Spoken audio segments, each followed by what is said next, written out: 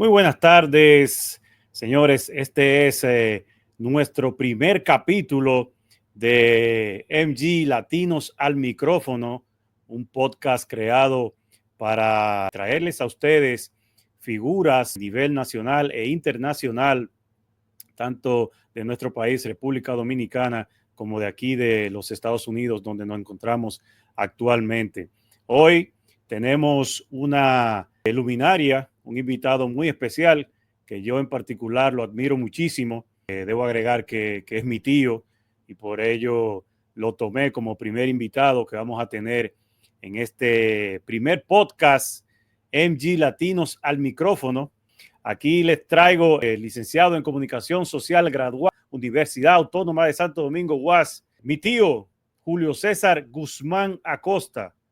Bienvenido. Miguel, me alegra mucho ser tu primer invitado en esta nueva experiencia, este podcast que sale a la luz, y encantado de contribuir a que esto pues se conozca una serie de elementos de personas que son muchas veces anónimos. En el caso mío no soy tan anónimo, pero hay gente que hace un trabajo muy a escondida, y que es bueno que en un programa como el tuyo pues le dé voz para que la gente conozca, especialmente los hombres y las mujeres que tienen años en el exterior, más ahora cuando el tema de la inmigración es un tema tan, pero tan candente en el mundo y concretamente en Estados Unidos. Eso es así, eso es así. Y bueno, hay que mencionar, como ya usted lo dijo, que aparte de periodista también que está incursionando en la política. Pero vamos a hacer una cosa, para la gente que no lo conocen, ¿quién es Julio Guzmán Acosta? ¿De dónde viene? Sus inicios, todo eso, platíqueme de eso. Sí, yo nací en El Ceibo, soy hijo de Juan y de Dolores, que lamentablemente los dos han fallecido. Mis primeros años lo desarrollé en El Ceibo, mis primeros años de niñez, y mis padres se fueron a Santo Domingo, a la capital, cuando yo tenía 10 añitos. Prácticamente toda mi vida hasta la adultez la desarrollé en un barrio emblemático de la capital, que es Los Minas, y concretamente el barrio Puerto Rico. Sí. Estudié en el Liceo Ramón Emilio Jiménez de Los Minas, y ahí comencé mis actividades sociales y políticas. Me integré al Frente Estudiantil Flavio Suero. Llegué incluso a ser el secretario general del Comité Central del CEFLAS. Participé en la fundación de la Federación Nacional de Estudiantes Secundarios FENES.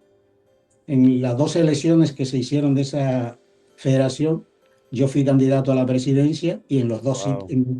en las dos ocasiones quedé de segundo, o sea, de vicepresidente, por unos márgenes muy estrechos, pero vicepresidente al fin.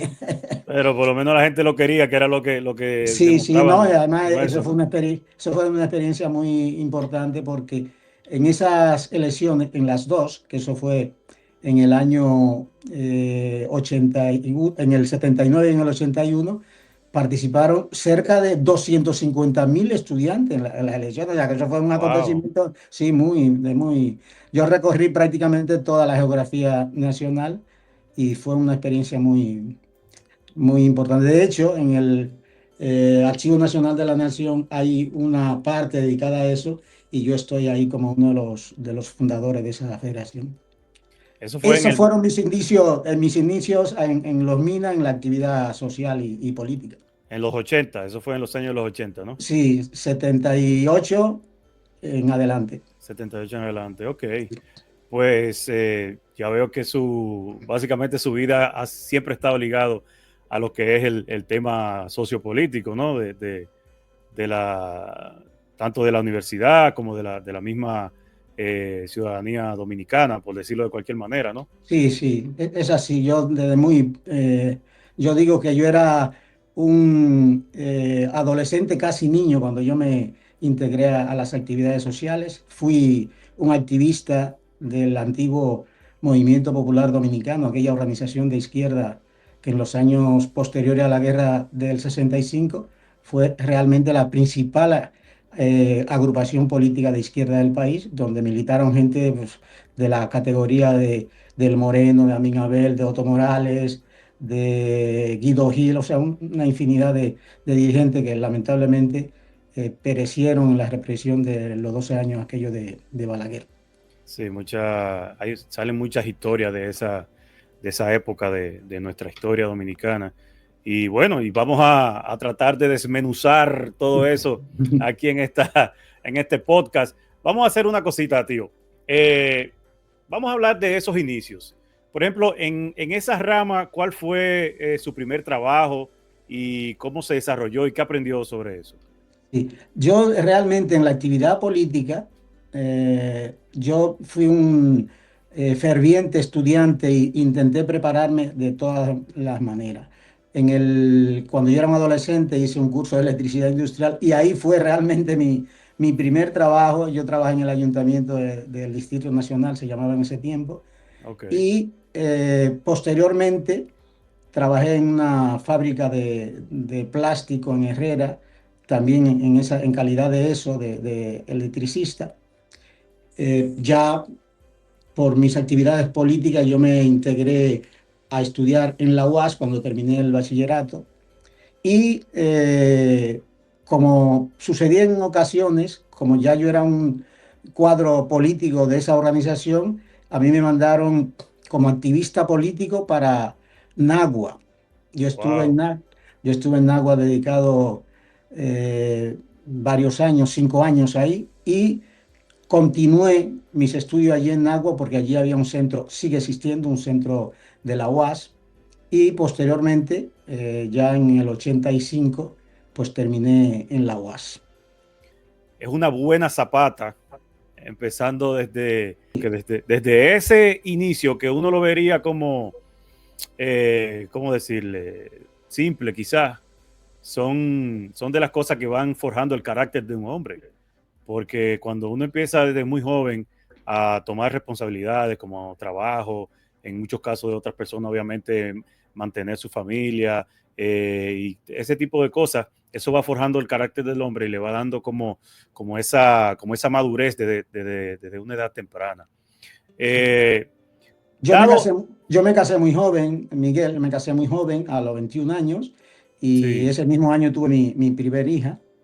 Y eso me obligó a mí también a no solo dedicarme a la actividad política, aunque yo era un cuadro político y en muchas ocasiones me impedían que yo trabajara y me mantenían como un cuadro político. O sea, cuando a mí me mandaron para Nagua, a mí me mantenían allí. Yo no trabajaba formalmente, si no estudiaba ok, y me costeaban los gastos como dirigente político allí en la región norte.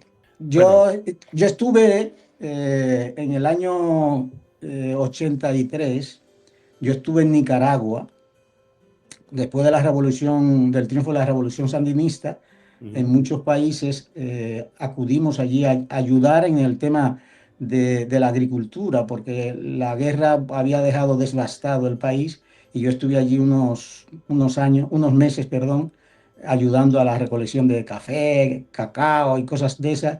Y fue una experiencia también muy enriquecedora porque además era en actividad política, no solo era el tema de la recogida de café de y café. cacao. Y fue una ¿Cómo, experiencia. cómo llegó allí? ¿Cómo se le abrieron las puertas para salir del país hacia Nicaragua?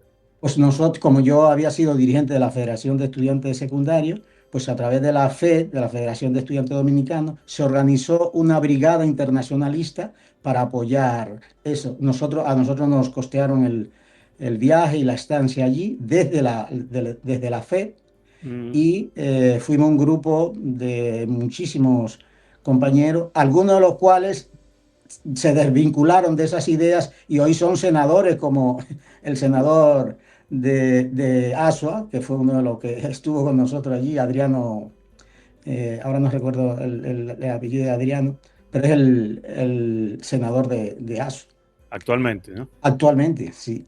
Ok. Y ya posteriormente a eso, mi regreso de allí de Nicaragua, yo conseguí una beca para venir a estudiar a Europa y vine a España. Ya ¿A qué eso edad, fue, a qué edad fue eso? Yo tenía 29 años ya. Eso fue Oh, en el 89. ok, ok. Y desde ese tiempo me quedé aquí en Europa. Tengo 36 años en Europa. Viví 26 años en Madrid y ahora tengo 10 años y pico en Inglaterra. Vivo en Londres desde el 2014. Ha tenido una vida muy interesante. No es por menos que yo cuando empecé la entrevista dije que además de que es mi tío, ¿verdad? Y le debo un respeto por eso, también le tengo una gran admiración porque yo recuerdo cuando éramos muy muchachos, tanto mi hermano José y yo, que llegamos allá de visita a Santo Domingo, a Los Minas, yo siempre tenía el deseo de verlo a usted y no me pregunte por qué, porque yo no lo sé, no sabría decirle ahora mismo. Pero el hecho de yo ir a su casa o verlo en cualquiera de las reuniones familiares, siempre yo le sentía como esa admiración. Y no sé si eran por las mismas historias que hacían los primos, los tíos, el europeo, el tío europeo, Julio, que no sé qué, pero la verdad que sí, y yo desde muy joven siempre tomé como su ejemplo y siempre, no sé, se lo digo a confesión ahora, siempre tuve como esa ilusión de ser como usted, de verdad se lo digo. Y es porque la verdad que no, todas las historias y todo, bueno, y lo que usted está contando ahora, obviamente, fueron cosas que fueron marcando a uno. O sea, yo recuerdo que yo cuando hablaba de mi tío Julio, yo hablaba de mi tío Julio con mucho orgullo, ¿no? Mi tío, periodista, político, vive en Europa, esto y lo otro. Y era algo que a mí como joven me llenaba mucho, de verdad. Y escucharlo de sus propias palabras ahora, de su boca, pues me remonta a esos años de cuando yo tenía, qué sé yo, 12, 13, quizás menos, que yo lo veía con esos ojos así como tan grandes. De todos modos, nosotros hemos tenido, en el caso tuyo y el caso de tu hermano y de tu hermana, nosotros hemos tenido una relación muy estrecha porque tú sabes que yo iba allí a casa de tu padre casi en todas las vacaciones cuando yo era pequeño. Sí, Ustedes muy pequeños, los tres, sí. pero tuvimos una relación muy cercana. Y después de ya de adulto, tú mismo que fuiste de los primeros que te fuiste para la capital, siempre hemos tenido una relación muy buena. Y la verdad que me alegra muchísimo que tú tengas esa idea y esa visión de mí, y eso es siempre agradable. Claro que sí, claro que sí. Vamos, tío, a seguir hablando entonces de su rama profesional. Actualmente usted es director del periódico El Umbral en Londres, ¿no? Sí, sí. Te voy a contar un poquito de historia de la comunicación mía aquí en Europa. Cuando yo llegué a España, que estudié, yo estuve trabajando en varias agencias de noticias, hicimos reportajes para muchas revistas y periódicos importantes, para El País, para Diario 16, que desapareció en España. Y en 1993, un grupo de periodistas, algunos de los cuales estaban en República Dominicana y yo en Madrid, hicimos un periódico dominicano en Madrid, el primer periódico dominicano que se hizo en Madrid, que se llamaba Areíto. Sí, Eso fue Areito. un Me periódico acuerdo de él. que tuvo mucho éxito en España porque surgió en el momento que comenzó a venir gran cantidad de dominicanos a España. Y justo a raíz de la muerte de Lucrecia, el periódico también tuvo una importancia capital porque llegamos incluso a hacer una tirada que yo creo que no hay periódico todavía impreso en la República Dominicana que lo haya hecho. Nosotros hacíamos 100.000 ejemplares, era mensual, es verdad, Wow. pero 100.000 ejemplares es una cantidad importante para, además, para un colectivo de inmigrantes que no es una población como la de España en general, pues todos los españoles tienen acceso y posibilidad de ese medio. Claro.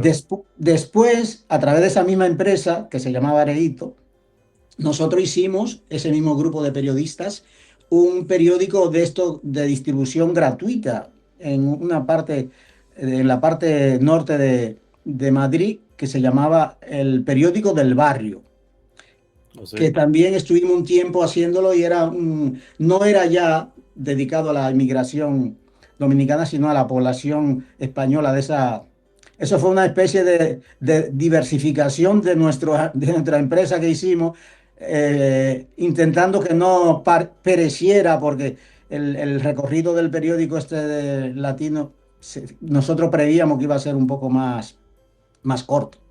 Ok, Yo he estado aquí en España, en esos 26 años que viví, pues vinculado muy estrechamente a todo el movimiento social que había, especialmente de cara a los inmigrantes. De hecho, la primera ley de inmigración que se discutió en España, yo era presidente de una asociación dominicana que se llamaba Unión de Inmigrantes Dominicanos en España, UIDE, y ujú, a nosotros nos invitaron, a los dirigentes de esa asociación y a otras, y a otras asociaciones, a participar como exponente de las ideas que tenía la inmigración para la discusión y aprobación de esa ley de extranjería. Y nosotros participamos en varios debates. Igual en España se hacen unos cursos, se llaman los cursos de verano, que se hacen en el Escorial y en otras ciudades limítrofes con Madrid. Y a nosotros como asociación nos invitaban porque en ese momento se hizo mucho debate en relación al tema de la inmigración, porque como sabrán tus oyentes y telespectadores, en España ha sido un país siempre de emigrantes. En sí, España lo que hacía es que se generaba emigración. Y en los años 88, 87 fue que comenzó a venir algo de población y no habían leyes adaptadas a ese nuevo fenómeno que se produjo de migración. Entonces hubo una discusión muy intensa en toda la sociedad española del tema de la inmigración para regularla, para dar pues, cabida legal a esa cantidad de ciudadanos extranjeros que llegaban al país. Y nosotros tuvimos una buena participación, las asociaciones dominicanas, y a raíz de eso de Lucrecia, pues tuvimos también mucho más notoriedad, porque eso fue el primer crimen racista que se produjo en España, abiertamente racista, porque eso no fue una casualidad. sí. Los asesinos de Lucrecia fueron expresamente a matar a dominicanos que estaban durmiendo Wow. en una casa abandonada. Lo que no fueron ellos fue a matar a Lucrecia propiamente, pero sí fueron a matar a los negros que habían ahí, como dijeron ellos en su momento. Y no eran cualquiera persona, eran miembros de la Guardia Civil Española, o sea, no eran ciudadanos de a pie. O sea, las armas que usaron para agredir a los dominicanos que estaban ahí fue las armas de la Guardia Civil La Guardia Española, o sea, Civil Española. oficial española. De hecho, fueron condenados. Y, o Wow. sea, que eso no es una especulación, hay una sentencia firme de que ellos fueron los actores materiales de ese asesinato. Entonces, en ese momento sí, la inmigración y la gente que estábamos enfrente de eso jugamos un papel importante. Yo no he dejado de participar en actividades sociales. De hecho, cuando yo vine a Londres, yo era el presidente del Dominicanía, un centro cultural que se dedicaba especialmente a difundir los distintos valores culturales dominicanos en España y para permitir que las raíces nuestras no se perdieran con ya los nuevos dominicanos, hijos de dominicanos que habían nacido en España. Y estuve al frente de eso pues unos 6 años. Usted me ha compartido información muy, pero que muy importante y valiosa. Vamos a comenzar a desmenuzar eso primero con lo de las leyes de inmigración. O sea, usted participó, usted fue pieza importante en las leyes que actualmente se basan en España sobre la inmigración nacional de ese país. Sí, yo participé personalmente a nombre de la asociación nuestra, haciendo propuestas para que se fuera una ley, pues que se respetaran los derechos de los ciudadanos, independientemente, porque sabe que en los países, especialmente la población que no tiene muchos conocimientos, hablan de que son ilegales, pero está acuñado que no hay ciudadanos en el mundo ilegal, están indocumentados, están irregular. Exacto. Entonces, esos términos, de hecho, nosotros logramos en esas discusiones que los medios de comunicación se refirieran a los inmigrantes como indocumentados, no como ilegales, porque aunque hay un debate jurídico sobre ese término, pero realmente el hecho de que yo no tenga documentación, no soy un ilegal. No tengo documentos para Exacto. trabajar, por ejemplo, para permanecer más tiempo en un país determinado, en este caso en España, pero no soy un ilegal, soy un indocumentado que no tiene documento porque no me lo han dado, porque no he cumplido las condiciones que se... Y esa ley es la que actualmente está en vigencia, aunque ha habido cambios. O Ha sea, habido, ha habido modificaciones. sí, se han producido como 3 o 4 modificaciones, porque estamos hablando que eso fue en el 93 y estamos en Sí, el 2025. claro. Y como todos los fenómenos sociales, especialmente el tema de la inmigración, ha habido que ir adaptando las nuevas leyes al fenómeno tan grande que es el de la inmigración actualmente.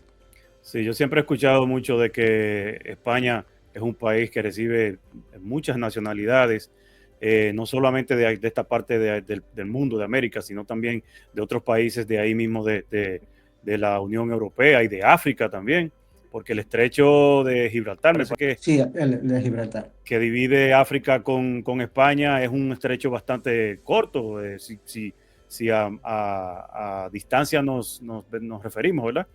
Pero la migración, de hecho, yo estuve mirando en un programa no hace mucho en YouTube, de que España tenía en el continente africano, tenía varias ciudades que eran parte del país español.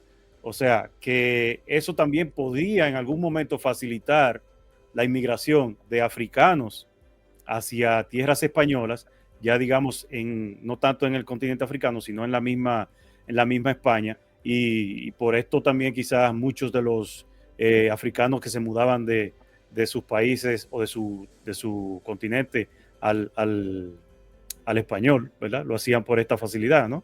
Sí, España tenía 3 colonias en África anteriormente, Exacto. que Sí, ya no son colonias, pero ahí sigue habiendo un trato preferencial entre esos países. Y de hecho, esas colonias España las trata con pocas diferencias, al igual que trata a las ex colonias en el Caribe o en Latinoamérica. De hecho, los africanos que han sido colonia, de los países que han sido colonia españoles, solo tienen que estar un año también en España después de tener su documentación en regla para optar a la nacionalidad, igual que los dominicanos. Ahora los dominicanos solo tienen que tener un año con residencia legal en España para poder optar a la nacionalidad. Hace varios años que lo cambiaron porque al inicio eran 2 años. Tú tenías que estar regular con documentación en España 2 años y posteriormente optar a la nacionalidad. Ahora es simplemente un año. sí, yo he escuchado eso. Yo tengo varios amigos que viven allá y me han dicho que allá no es tan difícil, por ejemplo, como aquí en Estados Unidos. Y que de hecho, si tú te casas con un nacional español, pues todavía te salen más rápido la documentación. Me Sí, parece que me dijeron como 3 meses, algo así, sí, sí, sale inmediatamente. para que salga tan pronto. Y es increíble, ¿no? Que La, haya tanta diferencia entre un país y otro Sí, con pero ese es tema. especialmente por la cercanía. Y otra cosa que ayuda, al ser la misma lengua, porque una de las dificultades que hay en los países como Estados Unidos es que los latinos, que la mayoría no manejan el idioma, o sea, es muy difícil entonces tener que examinarse y demás. Aquí no. Claro, Ahora han puesto exámenes para la nacionalidad, pero cuando yo la adquirí, que yo la adquirí en el 98, o sea, ya ha llovido de allá para acá. mucho. Y si ellos no había que hacer nada, tú ibas, presentabas la documentación, un juez la aprobaba o la rechazaba y ya nada más. Ahora no, ahora sigue siendo ese mismo procedimiento, pero hay que hacer un examen, que es un examen que te preparan, hay escuelas que te preparan para eso, tú pagas para que te preparen y no hay problema. Aunque la mayoría de gente no tiene realmente Que que hacer. prepararse. No, no tienen que prepararse porque casi todos los dominicanos con un mínimo de escolaridad tienen posibilidad de pasar esos exámenes porque no son cosas de mucha importancia. Muy profunda. Pues es como si yo quisiera aprender a manejar. Me voy a una escuela de manejo, me dan las clases de manejo y ya tú estás listo, vete a coger tu examen, te pasaste y te fuiste. Así mismo. Eso está muy bien. Vamos a cambiar un poquito de tema, tío. Vamos a seguir hablando un poquito más de usted. Hábleme de su trabajo en el Umbral, porque yo he entrado a la página, obviamente, y he visto noticias de todo tipo. Veo noticias allí de política, de deportes, de qué sé yo, ¿cómo se llama? De entretenimiento. ¿Qué hace Julio César Guzmán en el Umbral? El Umbral, que hay muchos que creen, incluso tú dijiste al inicio que era un periódico hecho en Londres. El Umbral no es hecho en Londres. Yo estoy en Londres, pero Umbral es hecho en República Dominicana. Y las Oh, noticias que nosotros publicamos principalmente son de República Dominicana, aunque es de información general, entonces tenemos que incluir pues, deporte, internacionales, opinión y demás. Yo soy el director fundador del periódico. Hay un equipo muy importante de periodistas allí en República Dominicana, de periodistas en España, de periodistas aquí en Reino Unido, en Inglaterra, y yo soy el director. Yo estoy al frente de todo el tema de la redacción del periódico. O sea, okay. no es un periódico con una división de trabajo como los grandes medios que tienen pues, una redacción con 20 periodistas internacionales, deportes, pero hay una buena cantidad de colaboradores y de periodistas que trabajan con nosotros y yo estoy al frente de todo el engranaje del periódico. Okay. Estamos muy satisfechos de cómo va realmente. Nosotros salimos al aire casi al mismo tiempo que tú. ¿Oh, No sé sí? si nosotros salimos el 27 de febrero del año pasado y tú vas a cumplir un año, nosotros lo cumplimos en febrero, te llevamos 4 meses y pico. Sí, sí, mira qué bien. Sí, sí, sí. Pues me alegra mucho saberlo y de verdad que yo lo he leído y me encanta. La verdad que se lo digo, me encanta. Las noticias, por ejemplo, en el ámbito deportivo, que era lo que más buscaba anteriormente, cuando veía esas informaciones que usted mismo me llegó a enviar, por ejemplo, de Jim Montero, básicamente los jugadores dominicanos que están allá en Europa, Sí. específicamente en España, y veía el detalle, la, la, como el cuidado que se le ponía a cada mención de cada detalle de la noticia. Y yo decía, oye, pero este periódico no tiene nada que envidiarle a ningún periódico nacional o internacional, porque tiene todo como dije, como bien estructurado, bien detallado. Se ve que hay un filtro que cuando la noticia le llega ya al consumidor, le llega con una terminación especial. Usted me está diciendo entonces que cada noticia que sale por ahí usted la revisa y es el filtro básicamente antes de que salga.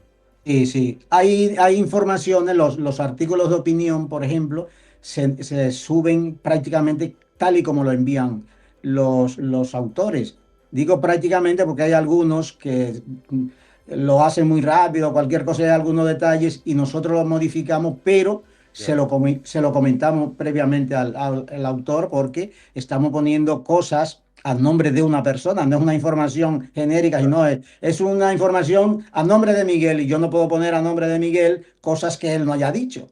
claro, Entonces, claro. pero hay algunas cosas de sintaxis o de incluso de ortografía que antes de subirlo sí lo vemos, pero en general los artículos de opinión se suben tal y como nos lo mandan los autores. Pero en las informaciones sí, aunque nosotros tenemos contratadas varias agencias de noticias, tú sabes que ya en el mundo actual, pues obligatoriamente un periódico que tenga los tintes de un periódico serio tiene que apoyarse de las distintas agencias de noticias que hay, tener un contrato con ellos para poder. Pero aún así, nos llega, por ejemplo, una noticia de la agencia F o de Prensa Latina, nosotros no la publicamos tal y como la envían ellos, nosotros la trabajamos y ponemos la redacción acorde a las ideas y a la línea editorial e informativa que tenemos nosotros, porque En el periódico. nosotros vemos la mayoría de los periódicos, hablo de, por ejemplo, de los dominicanos, le llega un cable de la agencia F y ellos lo publican tal y como está. Un copy-paste, como Sí, decimos. nosotros no, porque las agencias, al igual que cualquier persona en el mundo, tiene intereses y entonces te mandan una información que a lo mejor tú estás poniendo una cosa que no va acorde con tu línea informativa. Entonces nosotros la filtramos y todo eso pasa por mis manos.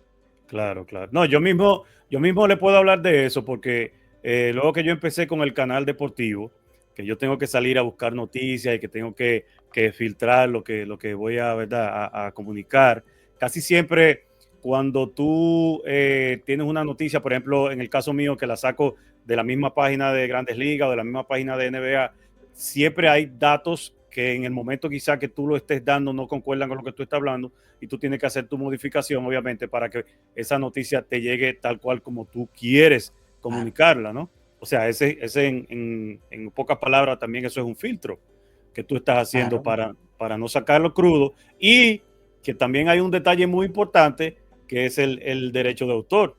Porque cada vez que tú sacas una noticia de un medio para sacarla en otro medio, tú tienes que ponerle tu toque porque si no tú estás violando el derecho del autor.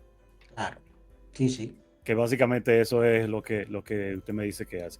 Bueno, entonces vamos a hacerle una preguntita saliendo ya un poquito de ahí.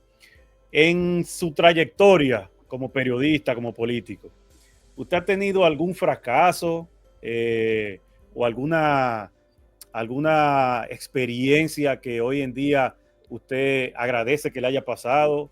Y si fue así, ¿por qué? Yo a nivel político, por ejemplo, a nivel político, que no hemos hablado, no hemos llegado a ese tema, yo he sido candidato a diputado por Europa en las elecciones de 2016 y del 2020. Entonces, en la del 2016 realmente no había mucha posibilidad de que nosotros tuviéramos una buena participación, tuviéramos un buen desempeño. Pero en la del 20 sí. Y yo en la del 20 me sentí un poco frustrado porque la expectativa que yo había creado en mi candidatura era para sacar más votos de lo que yo saqué. Pero ¿qué sucede? Que con el aluvión de votos que hubo a favor, en apoyo de la candidatura de Luis Abinader y del PRM, que la gente estaba hastiada del anterior gobierno y había estado precedido por las movilizaciones más grandes que se han producido en la República Dominicana después de la Guerra de Abril y del Acuerdo de Santiago en el 74, habían sido la del 2018, 2019, 2020, la Marcha Verde y muchísimos otros movimientos sociales.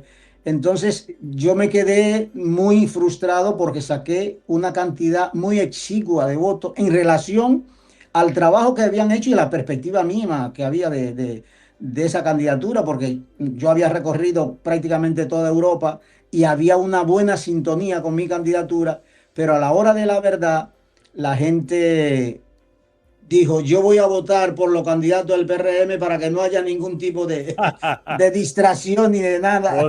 Por si acaso. Sí, por si acaso, y me quedé un poquito ahí, pero es una buena experiencia que me ha servido a mí para saber que en el tema político hay que amarrar muy bien las cosas, porque si no, Sí, sí, sí. cualquier circunstancia muy coyuntural, muy del momento, te puede barrer.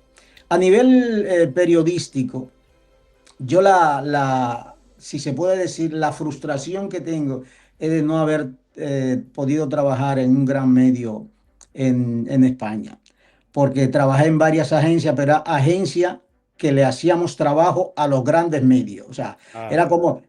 sí, era como freelance. O sea, nosotros, por ejemplo, yo recuerdo que hicimos unos reportajes que nos lo pagaron muy bien y que salieron en portada en el periódico El País y otro en una revista que era un poco una simbiosis entre informaciones muy importantes y porno. ¿Cómo? Sí, sí, así había una, sí, se llamaba Interview, pero Interview era ¿cuál es esta revista que ahora se me ha ido el nombre? Norteamericana de Eh, de, Playboy. de Playboy. Sí, era el Playboy Ay, de ay, ay. España, pero tenía informaciones, ellos lo combinaban con informaciones importantes a nivel social, a nivel político, que, por decirlo de alguna manera, permitía que la gente que anduviera con interview, la gente no le viera que era, andaba buscando la fotografía que estaba en portada. De la Y muy chica. bien, sí, y muy bien. De hecho, las artistas más importantes de España, de todos los tiempos, han salido ahí en Tolles. Oh, Sí, y esa, por decirlo de alguna manera, la frustración que yo me he llevado, que no he podido, no pude trabajar, pero eso yo lo explico en que en los medios de comunicación en ese tiempo, en España, no era tan fácil acceder. Tú tenías que me tener, pues, imagino. un background, un currículum importantísimo, o tener algún padrino. Por lo demás, realmente yo a lo largo de mi vida me siento satisfecho con lo que he hecho, eh, y seguro que en los años que me quedan por vivir seguiré haciendo cosas muy importantes en la comunicación y en el tema social, porque yo, hasta que esté respirando aquí, voy a estar vinculado a los temas sociales porque eso es parte de mi vida misma. Qué bueno, qué bueno. O canal deportivo es MG Sport News de lunes a viernes a las 10. Siguiendo por esa misma línea, ¿qué entonces, vamos a darle entonces ahora una vuelta a eso? ¿Qué sería lo que usted ha hecho que hasta el día de hoy lo hace sentir más orgulloso? Que usted dice, no, yo hice tal cosa y eso es lo mejor que yo he hecho hasta el momento. Yo creo que mi sensibilidad en los temas sociales y mi solidaridad permanente con la gente. O sea, yo no veo a alguien en dificultad que yo le pueda ayudar y no le ayude, o que le pueda orientar y no le oriente. Entonces, de hecho, una de las hijas mías, yo tengo dos hijas, me dice, papi, es que tú no vas a aprender, a ti te dan palos. Y dije, no, es que yo no quiero aprender. Es que yo quiero ser así. Julio quiere ser solidario hasta el último día de su vida. Y de eso estoy sumamente orgulloso porque yo no soy insensible a los problemas de los ciudadanos en general o de gente particular alrededor, nuestro, alrededor mío. Qué bueno, ¿no? Y Sí. muchas de las acciones que usted ha hecho, que ha participado en marchas, en meetings, bueno, lo que usted dijo al principio de las protestas que se hacían allá en los años 70 y tanto y demás, eso habla muy bien de lo que ya usted acaba de mencionar. En realidad, pero eso tiene que salir de la persona. Hay mucha gente que dice ser solidaria y lo hace quizá, como decimos en buen dominicano, por buscar cámara. No lo hacen porque les sale del corazón, sino por buscarle un beneficio X aparte a ese tipo vamos a decir, de ayuda, ¿verdad? Cuando tú lo haces de verdad, porque lo sientes, eso se nota y la gente también lo ve. Te voy a- Está el caso, por ejemplo, perdón que le interrumpa, del mismo Johnny Ventura, que cuando Johnny Ventura murió, es que mucha gente se dio cuenta de la cantidad de ayuda que Johnny Ventura daba, que no salía en ningún medio de televisión, ni de prensa escrita, ni nada de eso. Entonces ahí tú te das cuenta de que hay gente que sí, que ayuda y no necesariamente lo hace por buscar sonido. Sí. Mira, yo te voy a poner un ejemplo. Cuando en la población, latinoamericana, casi todos de los países latinoamericanos podían ir a España sin visa. Mm, Entonces se quedaban, iban como turistas, podían ir sin visa a estar como turistas, pero era 90 días y todo el mundo se quedaba y se quedaba de manera irregular. Allí ni siquiera daban papeles. Al inicio no daban papeles, en España porque no pedían. Tú podías trabajar en cualquier sitio sin documentos y no había nada, porque como te explicaba anteriormente, en España el fenómeno de la inmigración fue un fenómeno nuevo y que sorprendió a las autoridades y sorprendió al país en sentido general. le llegó de un cantazo, como dicen los boricuas. Sí, entonces cuando el gobierno y el Estado se vio obligado a regular eso, una de las cosas que hizo fue aplicar una amnistía para, darle documento a todo el que cumpliera determinados requisitos. Pues tú sabes la cantidad de gente que nosotros a través de la asociación, dirigida por mí y prácticamente manejando todo eso, regulamos nosotros a la gente, le sacamos documentos, pero muchos. De hecho, hicimos algunas cosas, para llenar los requisitos que no faltaban y había gente que se forró, hubo gente que se forró porque la gente estaba desesperada y pagaba un dineral, se empeñaba, hacía todo lo que tuviera que hacer para regularse. Y nosotros lo Siempre hay gente hacíamos. siempre hay gente que se aprovecha de esa situación. Y nosotros, de hecho, yo cuando voy a Madrid, mucha de esa gente que tienen ya 30 años que se regularizaron, me hacen casi la ola, como dicen allí en Dominicana, cuando me ven, porque dice, es que no tenían posibilidad de ellos salir con el documento en regla, o sea, que le dieran la residencia, si nosotros no hubiéramos intervenido y hubiéramos hecho esas cosas que hicimos. Y todavía aquí, por ejemplo, cuando yo llegué a Inglaterra, aquí a Londres, ¿qué pasa? Que la mayoría de los inmigrantes que han venido de España a Inglaterra vienen de Madrid y nosotros lo conocíamos. De hecho, casi desde que yo llegué aquí, un grupo de dominicanos formamos también una asociación que se llama Voluntariado Dominicano en el Reino Unido. ¿Oh, Y sí? yo he sido el presidente hasta hace poco porque con el tema del periódico cedí esa parte y la cantidad de gestiones que nosotros le hemos hecho, porque aquí eran todavía mucho más prioritarias, porque allí en España la gente se movía solo por el idioma, aquí no. Aquí nosotros hemos tenido que tener intérpretes para que le fueran a ir al médico Sí, y claro. todo eso lo hemos hecho gratis. Y hay Wow. gente que cambia, perdón, que cobra por eso. Te cobran 20 30 libras para llevarte al médico porque tú no sabes el idioma y entonces necesita que en la consulta pues interactuar con el médico. Exacto, sí. O sea, O te sea que cobran yo, por trabajarte de traductor, en pocas de palabras. traductor, sí, por el traductor, que es lógico, eso es un servicio bien pagado. O sea, yo no digo que no se pueda pagar y que no se pueda cobrar eso, porque es un servicio que es importante para el ciudadano, pero que todo ese tipo de cosas nosotros lo hemos dado gratis. O sea, nosotros Yeah. lo damos gratis. Aquí hay un documento que se llama el National Insurance y ese documento hay que ir a una oficina aquí a solicitarlo y normalmente tiene que ir una gente que hable inglés, pues nosotros hemos estado acompañando a esa persona a sacar ese documento sin ningún tipo de coste. Lo único que le decíamos era que tenía que afiliarse a la asociación. Nada Muy más, bien. o sea, sin ningún tipo de compromiso. O sea, por eso insisto que mi mejor, el mejor argumento, la mejor prenda que yo tengo en mi vida a lo largo de estas 6 décadas es la solidaridad y el apoyo a la gente. Sabiera que una de las preguntas que le iba a hacer era esa, de cómo veía usted el impacto de su trabajo en la comunidad o en la sociedad, pero ya está más que bien contestada. Pero sí, te voy a decir una cosa, Miguel. A veces uno no sabe el impacto que tiene. Tú dijiste al inicio de la entrevista, al inicio de esta conversación, que tú me admirabas a mí. O sea, eso yo no lo sabía hasta hoy. Nunca habíamos tenido la Claro, oportunidad de charlar. Y mira que nos hemos visto en muchísimos escenarios y nunca habíamos tenido ese momento de consultar, exacto. de decir eso, de expresar. Pero tú sabes la cantidad de gente que me para a mí en la calle, teniendo yo 36 años como yo tengo en Europa.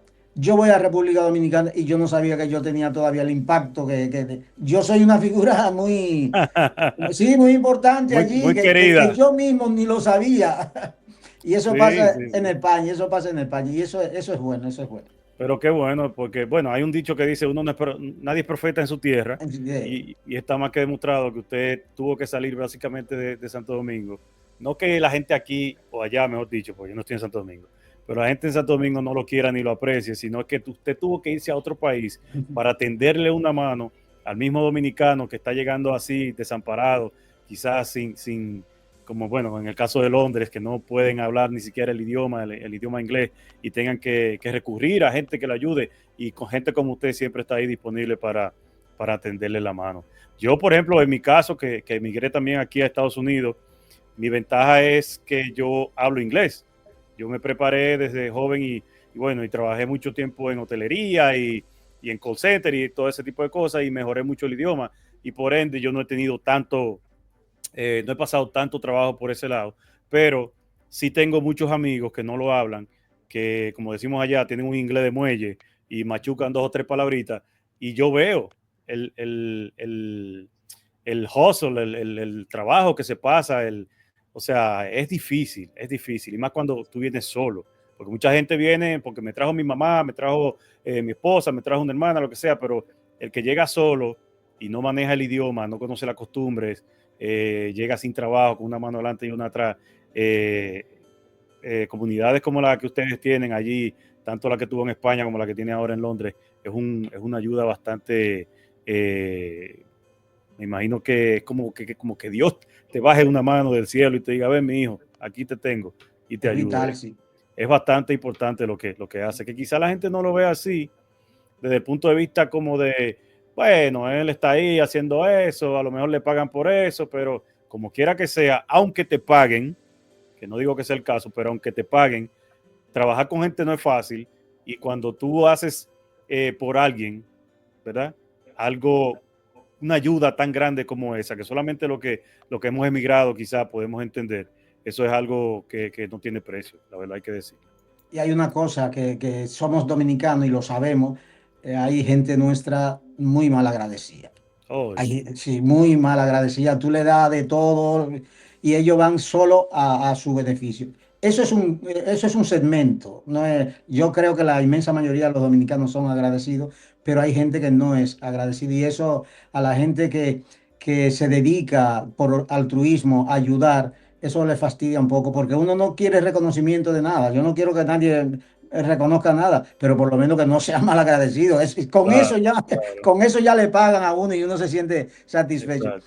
Mira, hay una cosa, Miguel, el impacto que tienen determinadas cosas. Ese periódico, el Areíto que yo te digo, tuvo un impacto en Madrid, en España, en general, que a mí, 20 y muchos años después, la gente me asocia a eso, me dice Julio Areíto. En los sitios me sigue diciendo Wow. Julio Areíto.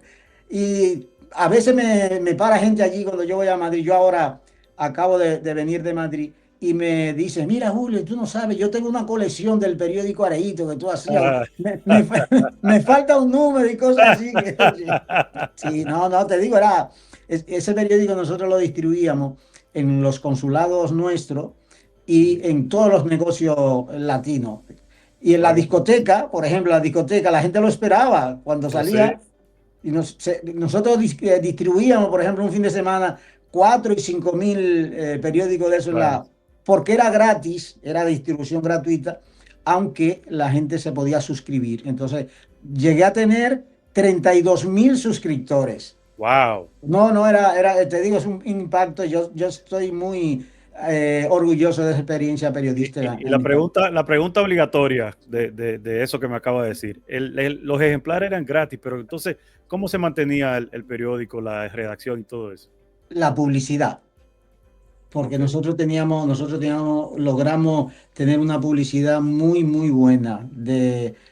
Logramos tener contratos de empresas importantes en España que no sea un contrato de un año. Entonces, nosotros, por ejemplo, teníamos un contrato de publicidad con Iberia. O sea, que eso no Oh, era con Iberia. ah, Y un convenio, porque ahora yo te mando a ti un escrito y en segundo te llega a tu correo, te llega al exacto. WhatsApp. Sí, exacto. Allí era por correo, era en el avión que me mandaban la fotografía de República Dominicana o de Estados Unidos por correo. Ay, ay, Imagínate ay. qué actualidad puede tener una. Entonces llegamos a un acuerdo con Por, Iberia por eso y tenía que ser mensual la publicación del sí, periódico. Ok. y Iberia nos traía todo lo que nos mandaban de República Dominicana Wow. y nos llevaba el periódico. Nosotros mandábamos 2.000 periódicos para allá, para Dominicana, y nos lo llevaba Iberia en sus Muy bien. aviones, con un acuerdo comercial que teníamos con ellos. Tu Excelente. canal deportivo es MG Sport News, de lunes a viernes a las 10. Excelente. Y vamos entonces a hablar de otra faceta que usted tuvo que me llegó a la memoria. Porque yo recuerdo que usted tenía un bar o un restaurante, era, ¿no? Sí, También en Madrid, en España, ¿no? sí, yo he tenido varios locales. Después que tuve que cerrar el periódico porque, como dicen en Dominicana, quebró el Quebró. periódico. Ay, ay, ay. Entonces, yo me dediqué a bares y he tenido unos 4 bares, restaurantes y una discoteca en Madrid. Oh, sí. ¿Y qué tal la Uno, experiencia? ¿Cómo le fue con eso? muy, muy bien, muy bien. El primero, tuve 11 años con él. O sea, si tú tienes 11 años con un pequeño negocio, eso quiere decir que te ha funcionado. Si no, no, si Exactamente. no lo cierra al par de meses o de años. Exacto. Y bien, lo que pasa es que el último yo tuve que cerrarlo por la crisis económica que hubo en el 2008. Recuerda que fue un impacto a nivel mundial, pero en el caso de Sí. España, España se sintió más fuerte que... pero muy fuerte, tan así que muchos de los elementos de aquella crisis todavía no se han superado en España. Y estamos hablando que hace Ya 18 años, 18 años, sí. 18 años más o menos. Entonces, yo creía que tú me ibas a preguntar, Miguel, cuando dijiste, vamos a salir de esa y creí que me iba a preguntar de mi experiencia, que yo no sé si tú recuerdas, de mi experiencia en las artes marciales. Ah, no, esa no me acordaba, no. Esa no recordaba tú. No, esa no me acordaba. La verdad que no. Usted fue que metió a este muchacho, ¿cómo se llama? Al primo, a Franklin. Usted A fue que lo metió Franklin. en eso. Sí, Ya, sí, ahora que lo mencionó, me llegó a la cabeza un flash ahí. sí, un No, flashback, como dicen los gringos, de eso. sí. Pues Yo, cuénteme de esa historia, ya que la trajo. yo fui al Seibo y di un par de exhibiciones de karate en el liceo. Sí, Sí, yo, oiga yo, eso. yo llegué a ser cinturón negro, segundo dan. Wow, Sí, wow. yo Yo de llegué a practicar también, pero yo llegué a practicar taekwondo, me parece que fue. taekwondo. Yo Taekwondo. el que practicaba era un estilo que todavía existe allí en Dominicana, pero que no era masivo, se llama Kyokushinkai, que es un estilo Oh, japonés, sí, ya, muy ok. parecido al Kempo, es más o menos similar al Kempo. Y teníamos una buena escuela nosotros. Yo tenía una escuela fija en el Liceo Ramón Emilio Jiménez en las tardes. Y llegué en la casa nuestra allí que tú conoces, en el barrio Puerto Rico, pues en Ajá. la parte de atrás yo habilité eso y tenía una escuela ahí, tenía como 20 alumnos. Estudiante. Sí, Wow. alumnos, sí, sí, sí, sí. Hubo gente ahí que llegó en la escuela nuestra a cinturón marrón. Pero era ya toda una escuela con Sí, 20 sí, no, y estudiantes. bien, bien, bien, muy, muy bien. Íbamos a muchísimos torneos. Yo recuerdo de ir a Jaina un par de veces, de ir a Santiago. Muy bien, una buena experiencia. Yo recuerdo, sí, en mi época, por ejemplo, cuando yo estudiaba taekwondo, se hacían torneos a nivel nacional. Yo recuerdo haber ido un par de veces a La Romana a participar en torneos así. Y bueno, y en la misma capital creo que una vez llegamos a ir. No tengo muy fresca la experiencia, pero yo sé que sí. Yo era jovencito. ¿Qué edad tenía yo cuando practicaba eso? Como quizá 11 12 años, más o menos. Mm, Pero en realidad sí, ¿no? Y ahora está mucho más avanzado porque eh, con atletas, se me escapan los nombres de estos muchachos que han ganado incluso medallas en los Juegos Olímpicos, ¿verdad? Y en los Panamericanos, esas disciplinas han crecido muchísimo. sí, Pero qué pero bueno, qué bueno. la que ha crecido casi, la que se mantuvo así a nivel olímpico fue Taekwondo. Los otros Taekwondo, no, sí. sí. Sí, porque es que también apoyar tantas disciplinas, karate, tempo, aikido, taekwondo, kung fu, que había por ahí también otras, son demasiadas y no son deportes tan populares, aunque hay mucha gente que lo practica, no son deportes tan Sí. populares para que le den ese apoyo. Mm. Pero sí, mira, no me acordaba de esa. Esa fue muy buena, de verdad que sí. Pues vamos a hablar entonces de un poco de política, que la estaba dejando para último, pero usted ya ha dado su par de pinceladas por ahí de lo que ha hecho. ¿Cómo se introduce a la política? ¿Cómo llega Julio Guzmán a decir, bueno, ya comentó que desde la UAS usted hacía movimientos y lo reconocían como eso, pero cuando es un profesional, cuando usted dice, déjame ponerme en esto, enfocarme en esto realmente serio, postularme para regidor, me parece que dijo que era, ¿no? y ver cómo me Diputado va. aquí, diputado en Europa. Diputado allá en Europa. Y entonces ver cómo me va. ¿Cómo nace ese deseo, esa necesidad de hacerlo? El tema es que yo vinculé mi actividad política desde muy joven en los movimientos sociales y eso fue dándome mayor responsabilidad cada vez.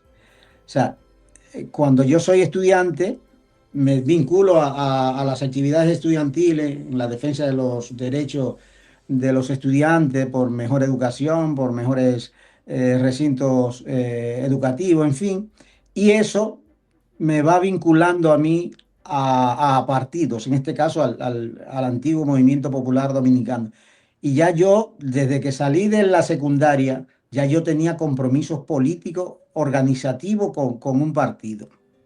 Okay. Que en ese momento eran partidos clandestinos, eran partidos de izquierda, eran partidos que no estaban participando electoralmente.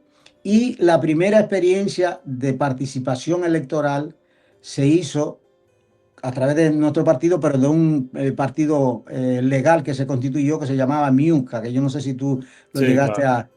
claro que sí. MIUCA, que la líder en ese momento era Virtudes, Virtudes Álvarez. Virtudes Exacto. Álvarez, que sigue siendo una activista, una dirigente también de nuestro partido. Uh-huh. Y hemos estado participando en elecciones allí desde el 90, la primera participación electoral del MIUCA fue en el 90, que tuvo muy buen desempeño, muy buen Sí, desempeño. yo recuerdo eso, sí, yo lo recuerdo. Se sacaron muchísimos regidores, diputados, nosotros sacamos diputados en ese tiempo. Y posteriormente el MIUCA se transformó en lo que es hoy el Frente Amplio. Yo soy actualmente dirigente del Comité Central del Frente Amplio.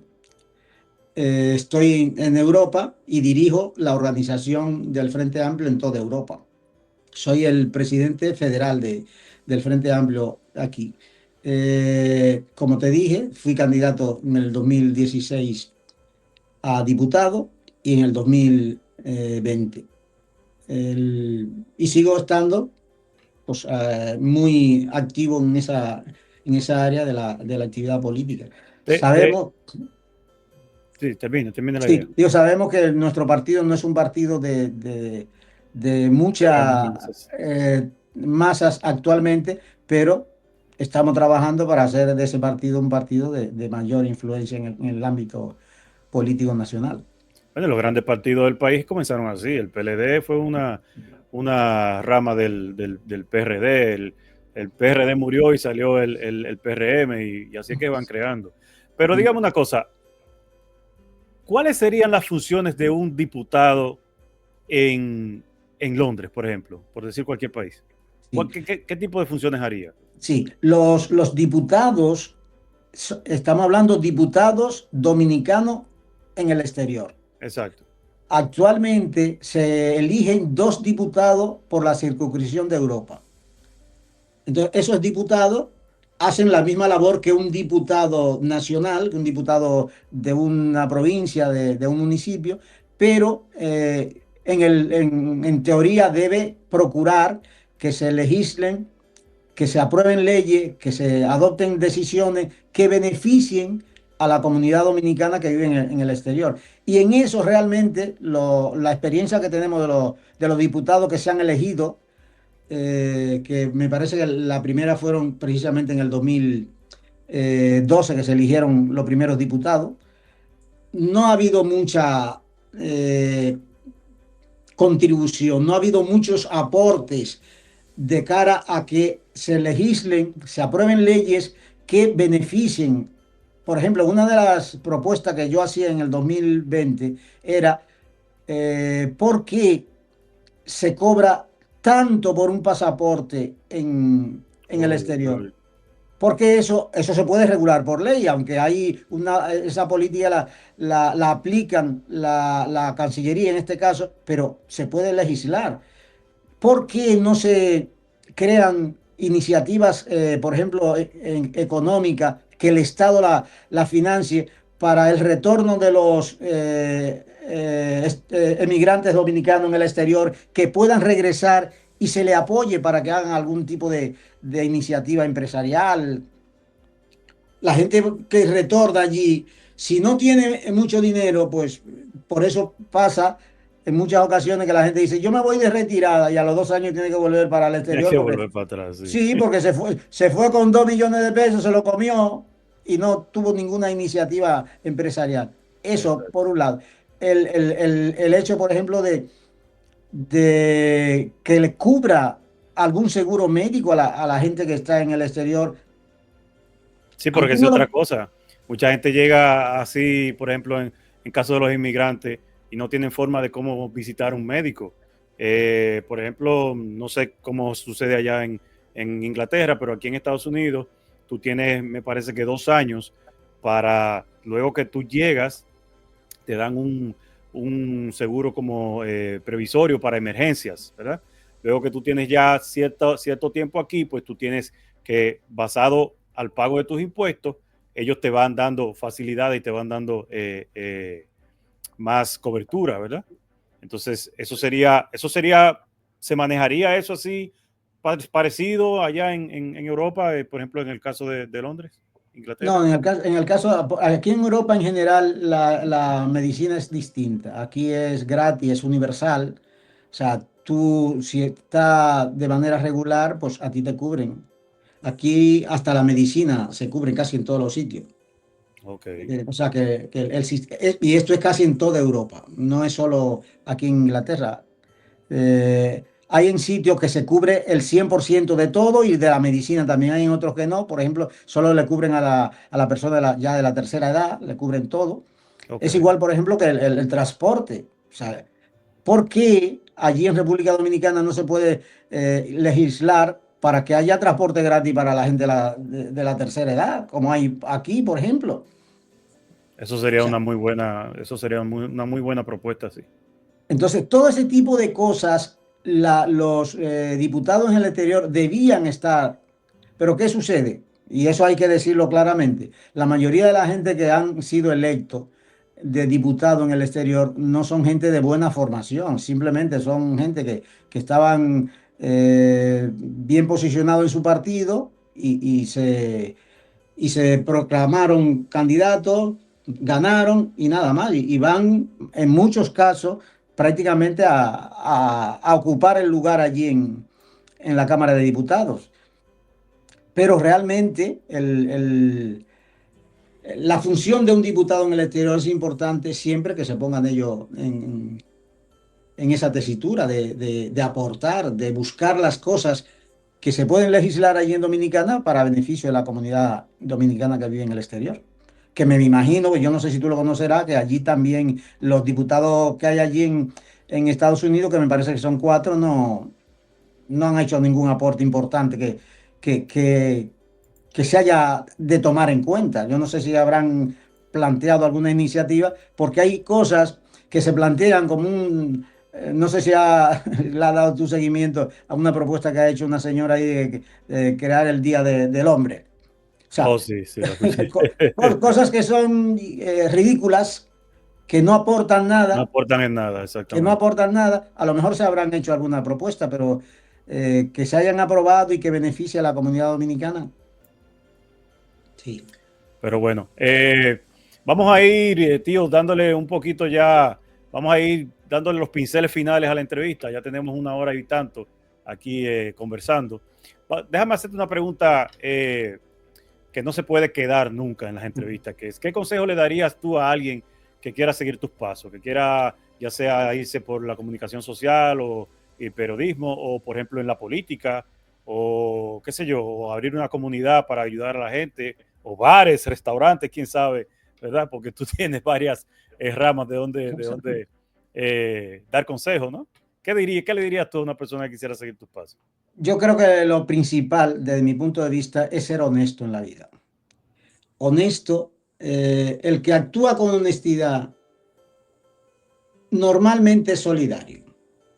El que actúa con honestidad eh, se le pueden abrir todas las puertas porque en este mundo tan extraño que ya nos ha tocado vivir, la honestidad parece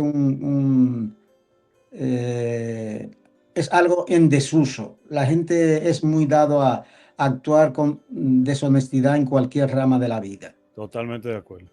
Y dos, sé profesional en lo que a ti te toca realizar. Si tú eres periodista, intenta primero leer mucho, porque si tú eres periodista tú tienes que leer mucho, porque tienes que estar informado de muchísimas cosas. El saber ahora con la red y con la inteligencia artificial y demás, hay muchísimas cosas que te facilitan. Pero Sí. si tú no tienes una base sólida de formación, es difícil que tú puedas ejercer tu profesión, no importa la actividad a la que te dedique, con éxito.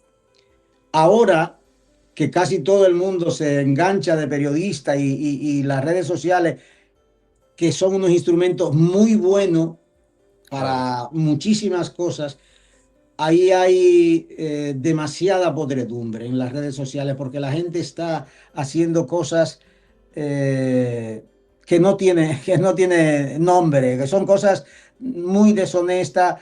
Se están llenando la red de mentiras, de Sí, falsedad, entonces ya hay veces que tú ni siquiera sabes distinguir entre lo que es verdad y lo que no es verdad. A ti te plantean una información hecha en inteligencia artificial que si tú no estás precavido, pues la comparten en el momento cuando es un montaje lo que claro, están claro. haciendo. Bueno, a mí me ha pasado. A mí, por ejemplo, me han mandado informaciones, ¿verdad? En el ámbito deportivo, que yo la leo y digo, yo no he escuchado nada sobre esto.